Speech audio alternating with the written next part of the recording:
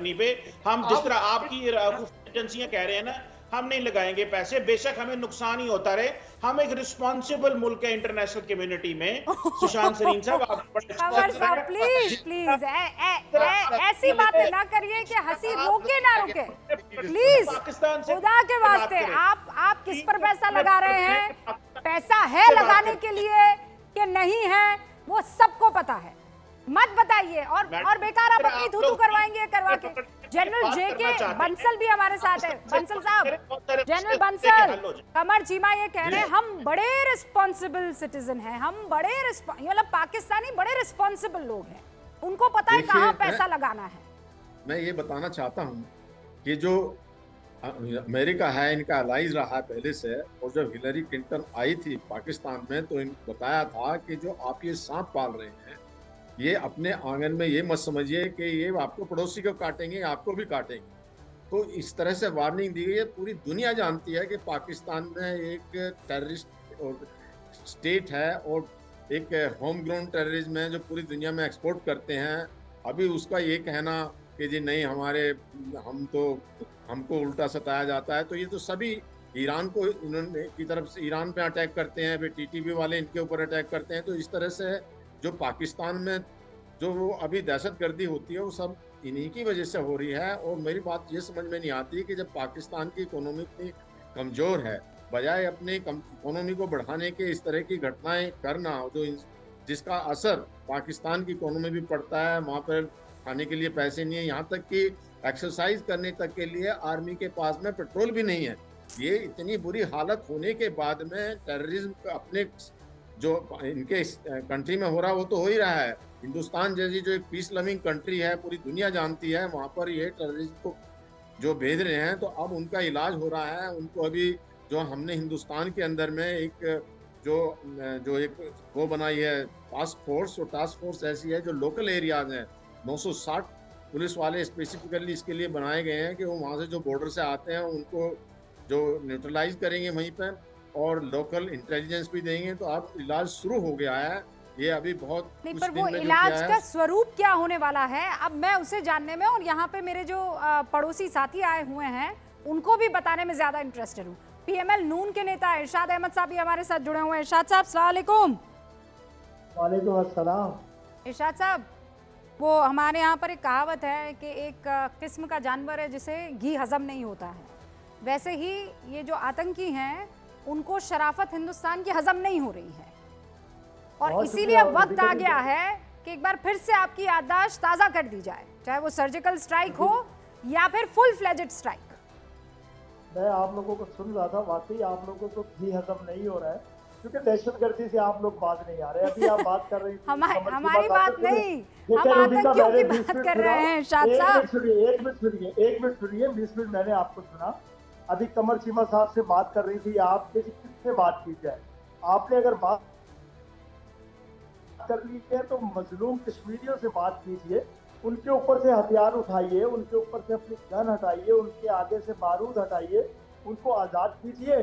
खामा खा अमन हो जाएगा। जितने आपको सच्चाई हजम नहीं हो रही है सर। हमारे यहाँ पर चुनाव हो रहे हैं कश्मीर में, पीओके वाले कह रहे हैं पाकिस्तानी हुक्मरानों को भारत का तिरंगा दिखाकर इरशाद अहमद साहब कह रहे हैं we want to be with India. Hindi समझा दूं, हम हिंदुस्तान का साथ चाहते हैं। मुझे हिंदी भी आती है, मुझे आपकी भाषा, हम भी यही कह रहे हैं, मैं भी यही कह रहा हूँ कि अमन तभी आएगा जब आप अपनी उंगली से अपना घी खुद लगाएंगे। उंगली हमें देनी पड़ती है, घी आपका होता है, इसीलिए बंदे मरते हैं दोनों तरफ से। तो घी भी हमारा, उंगली भी हमारी, या घी भी कश्मीरियों का, उंगली भी कश्मीरियों की। जो कटोरे लेकर और सब जगह कर्ज के लिए रुपया भीख में मांग रहा है, पैसा भीख में मांग रहा है, उसकी रोटी पर घी नहीं लग सकता है। सो प्लीज सर, ना ना ना ना, आप घी की बात ना करें। आपको अभी रूखी सूखी रोटी से काम चलाना पड़ेगा, और जब उससे भी आपका पेट नहीं भरेगा, जब इन आतंकवादियों को आप काजू बादाम खिलाते रहेंगे और खुद जो है भूखे मरते रहेंगे, तो फिर इलाज तो करना होगा ना सुशांत सरीन साहब। यार देखो रूबी का इलाज तो करना पड़ेगा। और ये पर जहां कैसे? तक आप लोग बात कर रहे हैं बार बार ये बात करते हैं ना कि हमारे से बात क्यों नहीं करते, आप बात करिए। और बिल्कुल सही थी जो आपने सवाल पूछा था कि किससे बात करें। देखिए इनके जो जो एक्चुअल इनके नेता है, रूलर जो है, जो फौजी वर्दी में घूमते हैं इधर उधर, उन्होंने तो ओपनली बोला है कि भारत के साथ हमारे कभी रिश्ते बेहतर नहीं हो सकते, हमारे भारत के साथ कभी कोई लेन देन नहीं हो सकता, क्योंकि भारत ने हमारा वजूद ही नहीं तस्लीम किया। अब अगर 60 साल के करीब का आदमी अभी भी अहमकों की जन्नत में रह रहा है और पाकिस्तान की फौज की कमान उसके हाथ में है और पाकिस्तान की सारी जो सरकारी तंत्र है वो चलाता है, और वो ऐसी बात करे, तो फिर इन लोगों से आप क्या, एक तो बात करना वैसे ही फिजूल है, दूसरा इनके जो सो कॉल्ड निर्वाचित नेता हैं जो जैसे पाकिस्तान की भाषा में बोलते हैं फॉर्म 47 से आए हैं, बल्कि फर्जी इलेक्शन लड़ के जो हार गए थे, और कुछ लोग मानते हैं कि लगभग 30 सीटें जीते थे और वो बढ़ा बढ़ू के पता नहीं इनको जैसे तैसे करके एक मेजॉरिटी दे दी गई है।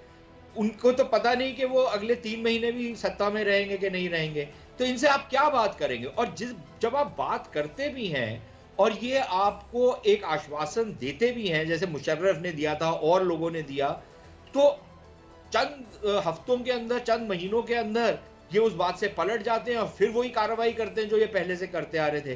तो इसलिए बात करने की कोई मुझे तो औचित्य समझ नहीं आ रहा, कोई लॉजिक बनती नहीं है। और क्योंकि उसमें से कुछ निकलेगा नहीं।